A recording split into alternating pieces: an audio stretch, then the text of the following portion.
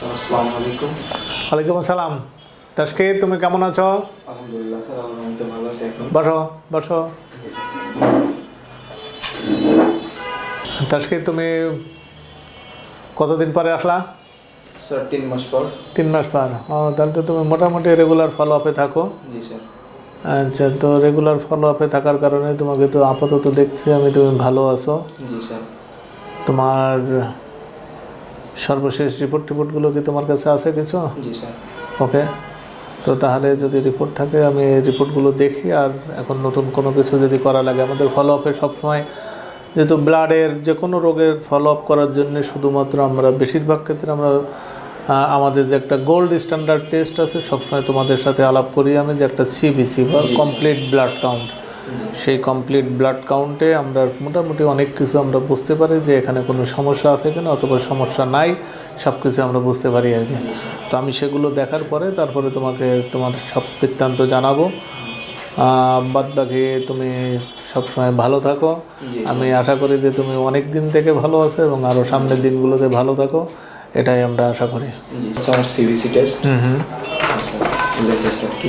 ওকে তাসকির, তোমার লেটেস্ট টেস্টে হচ্ছে 15.1। তারপরে প্লেটলেট, মূল কাজ হচ্ছে প্লেটলেট, সেটাও ঠিক আছে। তারপরে ডাব্লিউবিসি বা হোয়াইট সেল কাউন্ট, যে আমাদেরকে প্রতিরোধ করে যে কোনো রোগের থেকে, সেটা ঠিক আছে। তো ওভারঅল মিলে তোমার রিপোর্ট কিন্তু একদম ভালো।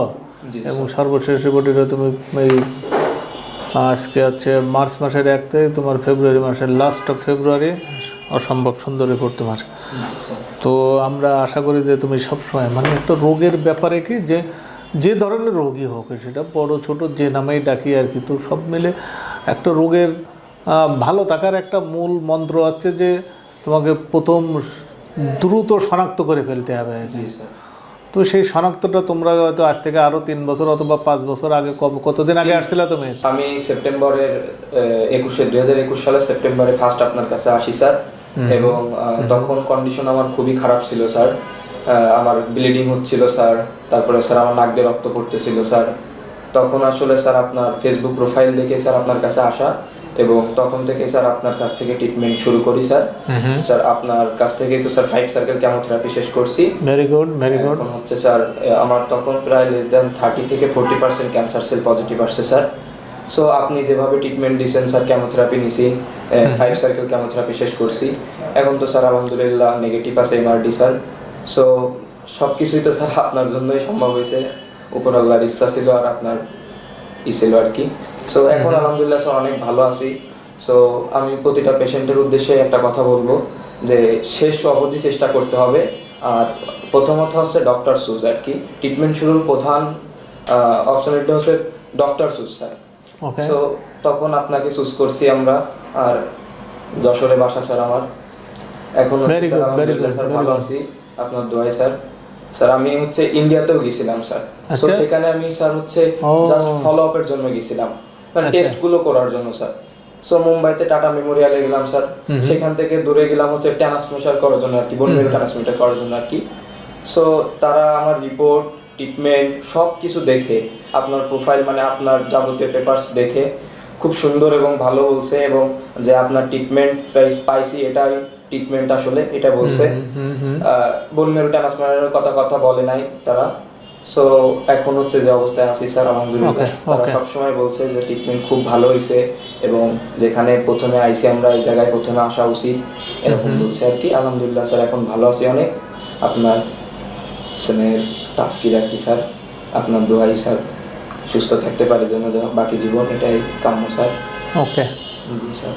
ওকে, ধন্যবাদ তাসকির। আমরা অ্যাকচুয়ালি যে তাসকির আমাদের কাছে যে 2021 সালে যখন এসেছিল, সেই 2021 সাল থেকে আমরা আমাদের যে কেমোথেরাপি, ও একটি কথাই বলেছে যে রোগটা সে ফলো আপ না করে যে রোগটা কি হয়েছে এটা বোঝার জন্য সে যখন ইন্ডিয়ায় গেছে আর কি, এবং সেটাতে ডায়াগনোসিস আমরা যেমন করছি সেটা একই ধরনের ডায়াগনোসিস হয়েছে।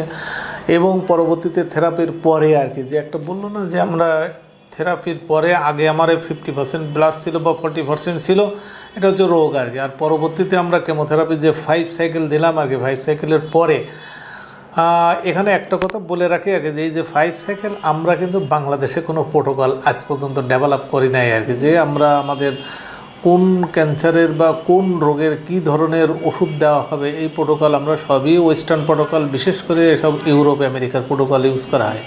তো স্বাভাবিকভাবে ইউরোপ আমেরিকার যে প্রোটোকল সেই প্রোটোকলই এখন ইন্ডিয়াতেও তো তাই চলে আর কি। তো আলটিমেটলি ও যখন গেছে তখন তাকে সেই কথাটাই বলা হয়েছে আর কি, যে চিকিৎসার লাইন সব ঠিক আছে এবং 5টা সাইকেল দেওয়ার পরে আমরা দেখি যে একটা পেশেন্টের ভিতরে আর কোনো ডিজিজ আছে কিনা।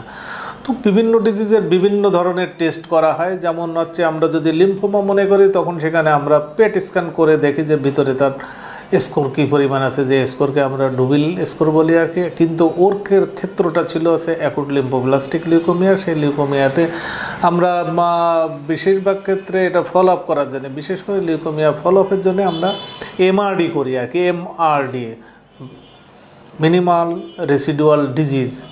তো সেই রেসিডুয়াল ডিজিজ মানে তলানিতে আরও কোনো ডিজিজ, ওর প্রথমে কিন্তু 50% সে বলছিল আর কি, সেইটা এখন আর কিছু আছে কিনা।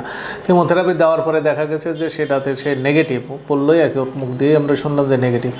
তো সবথেকে বড় কথা যেটা আর কি, যে আপনাকে এখানে তাসকিন নিজেই একটা বলেছে যে রোগ হলে বসে থাকা যাবে না ঘরে, রোগ হলে তোমার চলে আসতে হবে সরাসরি। সেটা ডাক্তার চুজছে যে যেটাই করেন আর কি করেন, কিন্তু যত আর্লিয়ার আসবেন তত আর্লিয়ার তার চিকিৎসা আরম্ভ হবে আর কি। এই আর্লিয়ার চিকিৎসাটা যে যত তাড়াতাড়ি করতে পারবে তত তাড়াতাড়ি আমি মনে করি যে রক্তের রেমিশানগুলো বা রোগের রেমিশানগুলো আসে।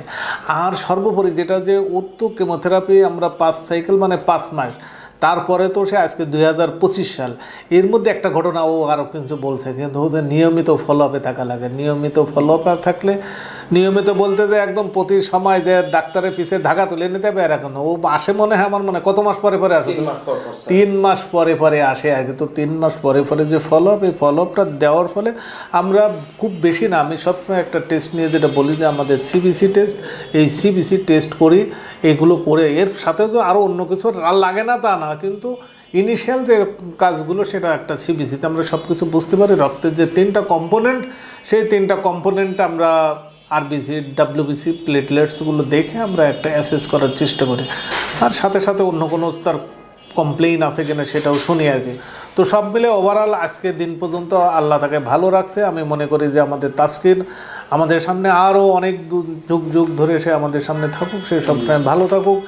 এবং এই তাসকিন যেটা যে বললো যে আমাদের অন্য অন্য পেশেন্টের জন্য আমাদের একই কথা, তাসকিন যেমন বলেছে তার ভাষায় আমিও বলতে চাই যে সত্যিকারাতে কোনো রোগ হলে আতঙ্কিত হওয়া যাবে না, আতঙ্কিত না হয়ে সরাসরি ডক্টরের কাছে আসতে হবে, সেটা ডাক্তার চুজ আপনার উপরে।